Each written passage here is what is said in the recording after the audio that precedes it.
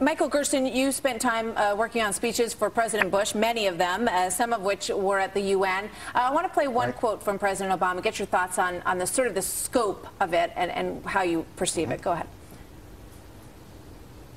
After years of war, he sought to sum up the lessons that could be drawn from the terrible suffering, the enormous sacrifice that had taken place. We have learned, he said, to be citizens of the world, members of the human community. All right, he was quoting FDR there. Michael, what do you think about that? I think there was almost nothing similar about this speech to Franklin Roosevelt. Franklin Roosevelt was one of the most clear, consistent defenders of American interests that I could imagine, knowing that history of rhetoric. This speech had a number of apologies for American policy. It had, you know, as was said earlier, a series of appeals that seemed likely to be going nowhere.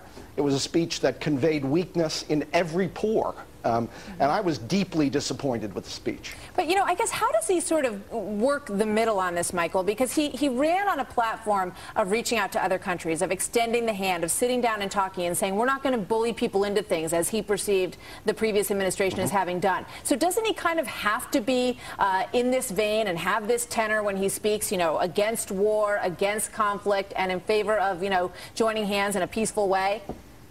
Franklin Roosevelt spoke against war, even as he effectively conducted it.